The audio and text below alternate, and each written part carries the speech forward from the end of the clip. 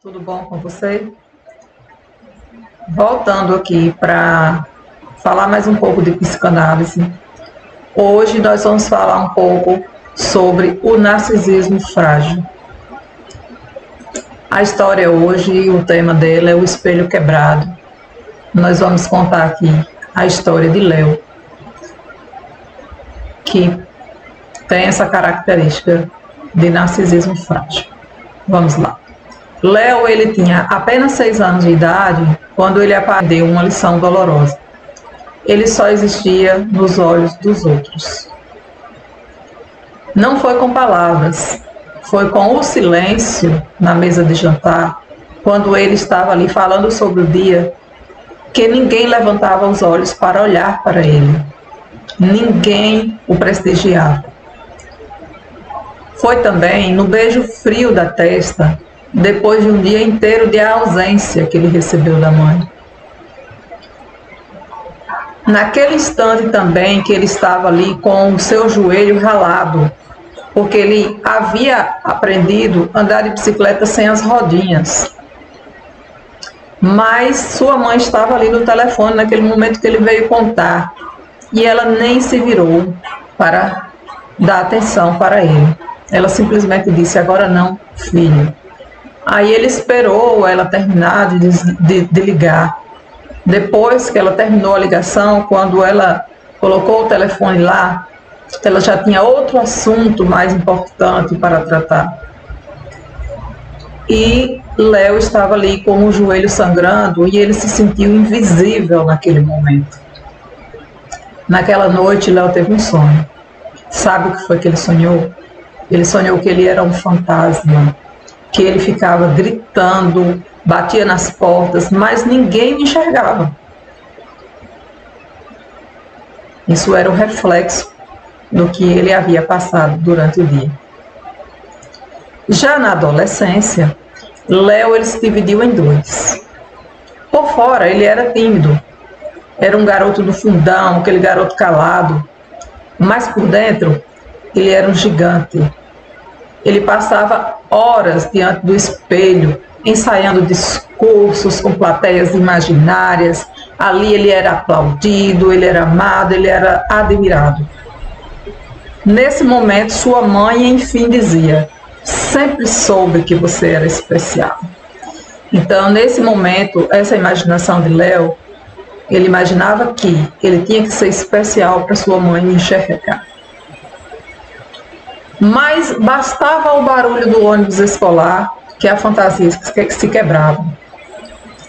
E aí, Léo ele pensava: melhor ser desprezado do que ser indiferente. Melhor ser odiado do que ser ignorado. E foi assim que ele aprendeu a inveja silenciosa. O colega que tirava a nota melhor do que ele imaginava: ele não merece isso. Aquele amigo que era elogiado pelo professor, ele imaginava: ele tem sorte. Então, ele guardava tudo isso no diário secreto. Suas queixas estavam ali, era um diário de queixas, de humilhações imaginárias e planos de vinganças que jamais seriam executados. Ele não sabia, mas estava construindo uma prisão invisível. E as grades eram feitas de vergonha. Quando chegou aos 20 e poucos anos, ele já havia aperfeiçoado uma máscara.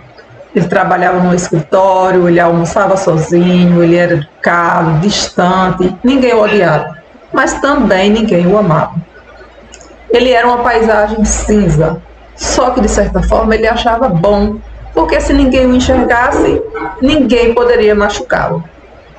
Até que um dia, uma menina o enxergou.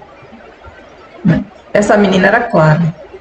Ela o começou a perceber, só que essa menina ela era assim muito expansiva, gostava de rir alto, gostava de fazer perguntas genuínas, e ela se interessou por ele. Ela percebeu assim: que menino calado, que menino educado, e ele estava lendo no intervalo, então aquilo ali chamava a atenção dela. Só que ele resistiu, ele não queria. Mas ela persistiu, ela insistiu. E aí tudo bem, começaram um namoro. Nos primeiros meses foi muito bom, foi até bom demais para ser verdade. E Léo, ele se sentiu vivo nesse momento, se sentiu especial, digno do amor. Pela primeira vez ele acreditou que talvez não fosse um fantasma. Mas o narcisismo frágil, ele não suporta a realidade. Porque a realidade, ela tem dificuldades, ela tem, por exemplo, atrasos, ela tem mal entendidos, ela tem dias ruins. E isso foi o que aconteceu. Um belo dia, eles iam para o cinema, ele foi para o cinema, aguardou Clara. Clara chegou 10 minutos atrasada. Isso foi o ó para ele. Aí ele não disse nada, mas no dia seguinte a tratou com muita frieza. Depois, ele deu uma opinião sobre o filme e ela discordou. Aí ele não gostou e disse: você não entende. Depois, quando foi um outro dia, Clara precisou cancelar um encontro por uma emergência familiar e isso deixou Léo ficou 3 dias sem falar com Clara. Clara tentou conversar, aí disse: Léo, eu percebo que você está sempre esperando que eu te magoe. Aí ele sentiu assim um nó na garganta. Por dentro ele sabia que ela tinha razão, mas ele já estava com a armadura fechada e não abriu mão da sua opinião. Aí disse assim: você só fica comigo, Clara, porque você tem pena.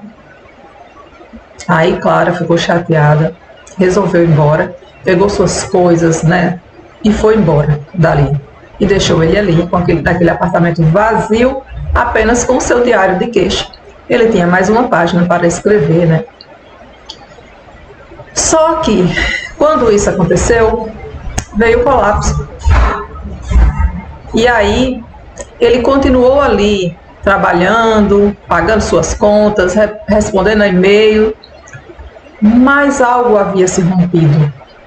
Aquela fantasia grandiosa que ele sustentava começou a enfraquecer.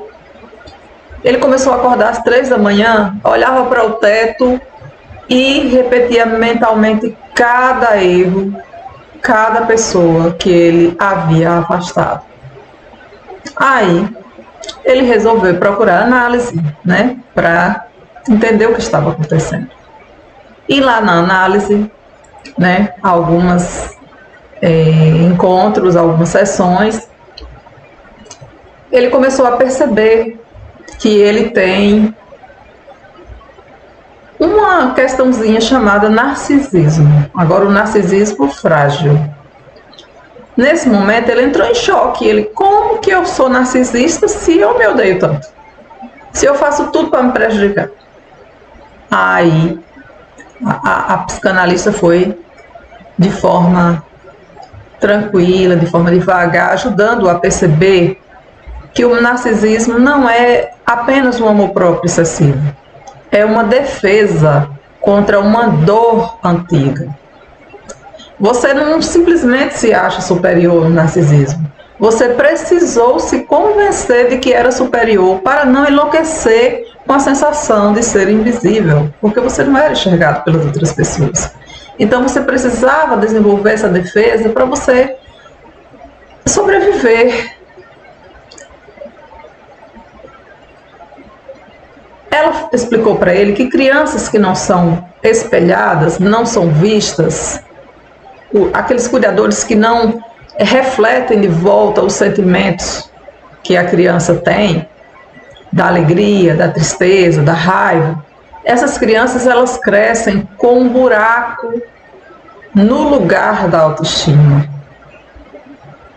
e tentam preencher esse buraco com admiração externa. Só que não é o suficiente. Porque esse buraco não é admiração. É de reconhecimento. Ela precisa ser reconhecida e não ser admirada. Ela precisa de alguém que diga: eu enxergo você, eu vejo você, você é importante. E você continuará existindo mesmo que eu vire o rosto para o outro lado. Então, nesse momento, Léo caiu em choros. Mas não era um choro contido não, gente, era um choro profundo, um choro assim, com soluços, que ele não se permitia desde os 6 anos de idade, lá naquele momento, lá na mesa que ele estava conversando, que ninguém olhava para ele, lá naquele momento que ele caiu, que o joelho estava sangrando, que ele tentou falar com a mãe e a mãe não deu importância. Ele também chorou pelo momento que ele fez com que Clara saísse de casa, porque ele tinha medo de ser abandonado por Clara. Entendeu? E no fundo do choro, pela primeira vez, Léo sentia que ele nem era Deus e nem era também lixo. Ele era apenas um ser humano. Só que a jornada de Léo não terminou aí não, como um final feliz de cinema. Ele não foi curado, porque a psicanálise não apaga feridas. Ela simplesmente ajuda a pessoa a conviver com elas, e isso é muito maravilhoso. Léo ainda tem dias ruins, dias em que aquela velha fantasia de ser grande volta, de que ele será famoso, poderoso e todos se arrependerão de não ter tratado ele bem. Dias em que aquela inveja que ele sentia lá dos coleguinhas volta, aperta o peito. Dias em também que aquela crítica dói como um tapa na cara.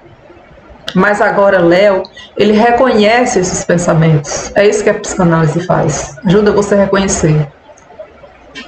E quando você reconhece, você não luta contra esses pensamentos. Você o observa, como se fosse uma pessoa distante, olhando ali aqueles pensamentos se movimentando.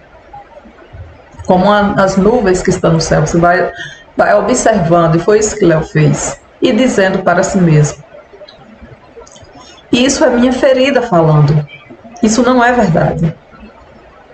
Então ele aprendeu uma coisa grandiosa que nenhuma fantasia pode lhe dar, que não precisa ser aplaudido para existir, que basta que ele mesmo se enxergue, sem espelhos, sem plateia, sem máscaras, apenas Léo. O menino que aprendeu a andar de bicicleta sozinho e que finalmente aprendeu a cair.